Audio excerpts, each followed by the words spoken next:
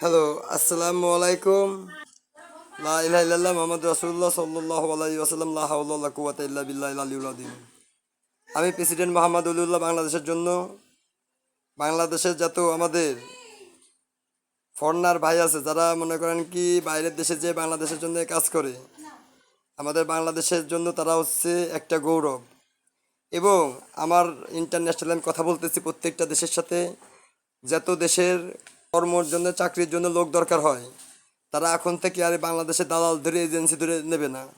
তারা ডাইরেক্ট বাংলাদেশের গভর্নমেন্ট আমার সাথে কথা বলবে এবং আমার দ্বারা পাঠানো হবে তাদের দেশে লোক, এবং তাদের দেশে লোক পাঠানো হবে।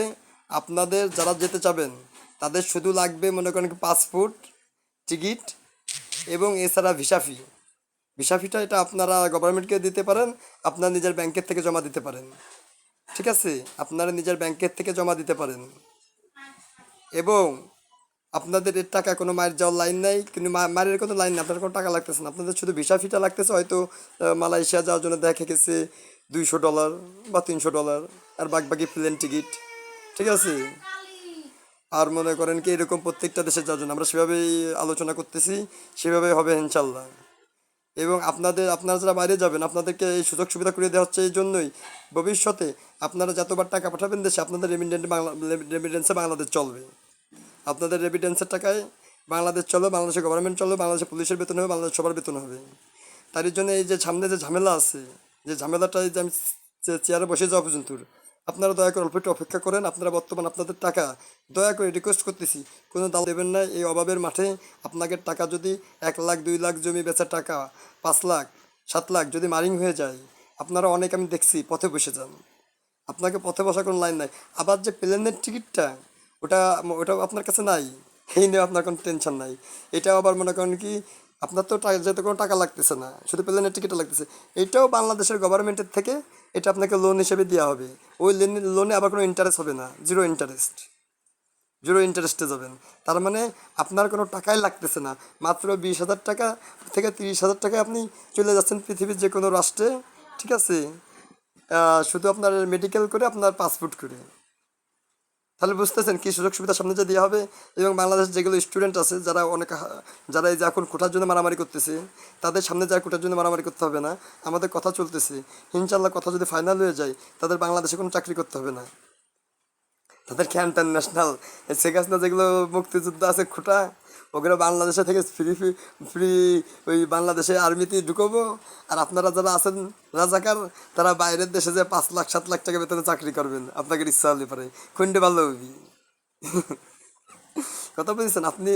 তুমি কে আমি কে? রাজাকার রাজাকার। আমি মোহাম্মদ উল্লাহ বাংলাদেশের প্রেসিডেন্ট, আমি রাজাকার। তাহলে আমার তো কিছু করার নাই। আমি ইমাম মাহাদির জন্ম দিয়েছে, আমার বাংলাদেশের জন্য খাটতে হবে, পৃথিবীর সব দেশের জন্য কম বেশি খাটতে হবে। যে দেশে ভুল করবে ওই দেশে বেঁধে ফেলে দেবে ইনশাল্লাহ।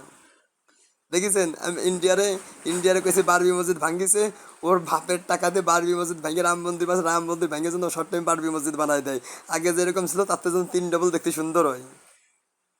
তারপরে আপনারা কোন, ওটা আমাদের অনেক পুরনো মসজিদ ছিল না? ওই মসজিদের মধ্যে আর কোন মসজিদ আমরা পাবো? ওরা যত সুন্দর করে বানায়, একটা কষ্ট থেকে গেছে না, মনের ভিতরে একটা কষ্ট থেকে গেছে। আমি ইমাম মাহদি, আমি মসজিদটা অত সুন্দর মসজিদে প্রবেশ করতে পারলাম না, এটা আমার একটা কষ্ট। আমার মরে যাওয়ার পরে ওই কষ্ট থেকে যাবে। কিয়ামতের ময়দানে আমি আল্লাহর বলবো, আল্লাহ আমি পৃথিবীতে আপনি আমাকে জন্ম দিয়েছিলেন, তাহলে আমারও ওই মসজিদ দেখার ইচ্ছা ছিল। আবারও বলতেছি, আপনাদের বাংলাদেশ প্রেসিডেন্ট আপনাদের কি পছন্দ হয়েছে? আপনাদের পছন্দ হলে পরে আপনারা একটু, আমরা দোয়া করি সবার জন্য ইনশাল্লাহ, আপনারা একটু দোয়া করবেন। নামাজ, নামাজ, নামাজ। আমার নবী মরার শেষ নিঃশ্বাস পর্যন্ত বলে গেছে নামাজ, নামাজ, নামাজ। আমাদের বাংলাদেশে আমরা সঠিক শিক্ষা পাই নাই, আমাদের সঠিক সে দেয় নাই ইন্ডিয়া, ইসরায়েল, আমেরিকা। আর বাংলাদেশের প্রেসিডেন্ট শেখ হাসিনা ভোটচোর, আর বাংলাদেশের পুলিশ প্রশাসন ঘুষখোর। এরা মিলে আমাদের সঠিক সঠিক ইসলামিক, হ্যাঁ, আমাদের আমাদের শিক্ষিত হওয়া দরকার ছিল ইসলামিকভাবে, আমরা সেভাবে শিক্ষিত হতে পারি নাই। ছোটবেলা থেকে আমাদের বাপ মারে ওরা মিথ্যে কথা বলতে বাধ্য করেছে। পুলিশ দেখা গেছে একজন মার্ডার কেসে পুলিশ আরেকজনে ঢুকিয়ে দিয়েছে, ওই ঢুকিয়ে দেওয়ার জন্য অনেক ফ্যামিলি মিথ্যে করতে বাধ্য হয়েছে, জায়গায় মিথ্যে ঘুষ দিতে বাধ্য হয়েছে, সুদ খাতে বাধ্য হয়েছে। ঠিক আছে, এইসবের জন্য আজকে আমরা, ঠিক আছে, সঠিক শিক্ষার থেকে অবহেলিত। আল্লাহ যদি চায় ইনশাল্লাহ আমরা সঠিক শিক্ষা পাবো, সঠিক দেশ পাবো, সঠিক চাকরি পাবো, সঠিক সব কিছু পাবো, সঠিক বাড়ি পাবো, সঠিক গাড়ি পাবো, সঠিক মসজিদ পাবো। আর ইসলামিক সঠিক নলেজ তো অবশ্যই পাবো, এটা না হলে পরে তো আমরা কিয়ামতের ময়দান দাঁড়াতে পারবো না, নাকি বলেন? আর আপনার স্টুডেন্টরা, আজকে রাত্রির পরে আমি আবার আপনাদেরকে নতুন করে নির্দেশনা দিয়ে দিতে পারি, কিন্তু আর্মিরে বলছিলাম আমাদের বাড়ি আসার জন্য, ওরা আসতেছে না। ওরা ইন্ডিয়ান নরেন্দ্র মোদীর হয়ে, ইসরায়েলির হয়ে, আমেরিকার হয়ে কাজ চালাই যাচ্ছে। ওরা যদি আমার বাসায় আসতো, এতক্ষণ আমি ঢাকায় থাকতাম। এই যে কত মারামারি হচ্ছে, কত কিছু হচ্ছে, এ দায়ভার নেবে কি? বাংলাদেশের পুলিশ প্রশাসনের নিতে হবে, আর্মির নিতে হবে। এবং আপনার কি মনে হয় বাংলাদেশ আর্মি আমার মেরে বাঁচতে পারবে, বাংলাদেশের পুলিশ আমার মেরে বাঁচতে পারবে? এটা কি সম্ভব কোনো দিন? আপনাদের কি মনে হয় কোনোদিন সম্ভব? আপনারা স্টুডেন্ট, আপনারা যদি চান, যে আমি অলরেডি ঢাকায় গেছিলাম কয়েকবার, আমি আপনাদেরকে বলছি, আপনারা এখন যদি চান নতুন করে অনেক কিছুই সম্ভব। আপনারা গাড়ি ভরে ভরে মাগুরায় চলে আসেন, মাগুরায় চলে আসেন। এবং মাগুরায় আমাদের লোক আছে, ঠিক আছে? আমরা মাগুরাতে, যে তোরা আমাদের কাছে আসলো না, আমরা মাগুরাতে পুলিশ মারতে মারতে যাব, আর্মি মারতে মারতে যাব, যেটা সামনে আসে ওইটাই। এবং যে আর্মি গুলি চালাবে, আমাদেরকে গুলি নাই, আমাদেরকে পিস্তল দেয় নাই আল্লাহ। আল্লাহ কি শুধু পুলিশ প্রশাসনে পিস্তল দিয়েছে? কি কন, বোঝেন না?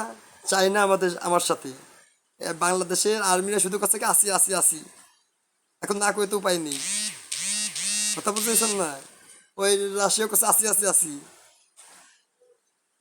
তা বলে আমি যেসব কথা বলতেছি, বাংলাদেশ আর্মির কথা সাহস আছে? গুদির চাম বাইরে রাশিয়া গুদির গু রুম করে দেবে নে।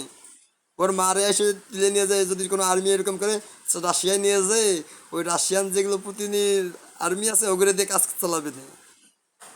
ইন্ডিয়া, চায়নার যে প্রেসিডেন্ট আছে ওরেও তো চেনেন।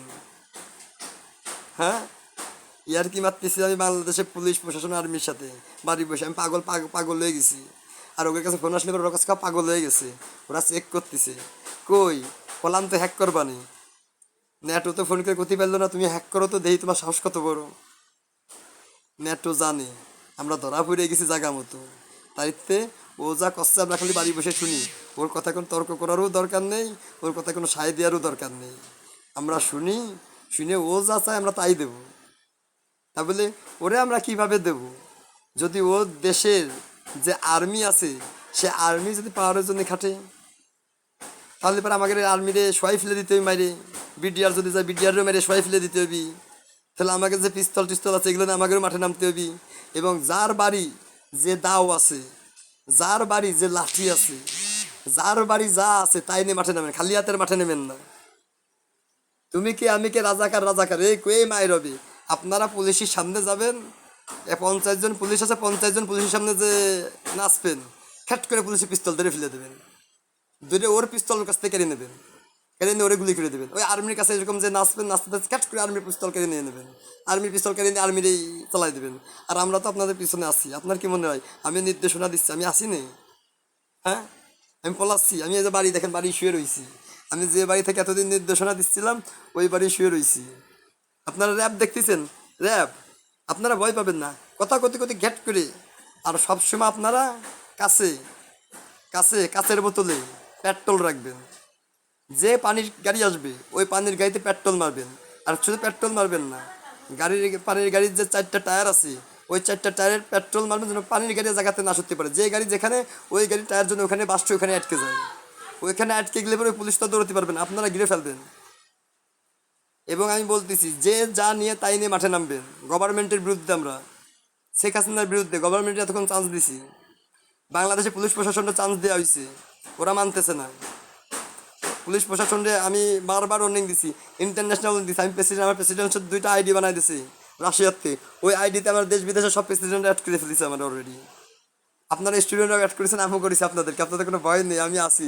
যত স্টুডেন্ট ধরা পড়েছি সব ছাড়া পাবে, একটাও থাকবে না জেলখানায়। একটা পুলিশে, কোনো পুলিশের বাপের ক্ষমতা নেই একটা আটকে রাখবে, কোনো কেস হবে না ওদের এগেনস্টে। এবং যত পুলিশ ফায়ার করেছে, যত মানুষ মারা গেছে, সবগুলোর নামে পুলিশবাদী কেস হবে, পুলিশের নামে কেস হবে, ইন্টারন্যাশনাল কেস। সেগুলো ধরে পুলিশের ধরে রিমান্ডে নেওয়া হবে, ডাইরেক্ট রিমান্ড করে রাশিয়ার কাছে পাঠিয়ে দেওয়া হবে।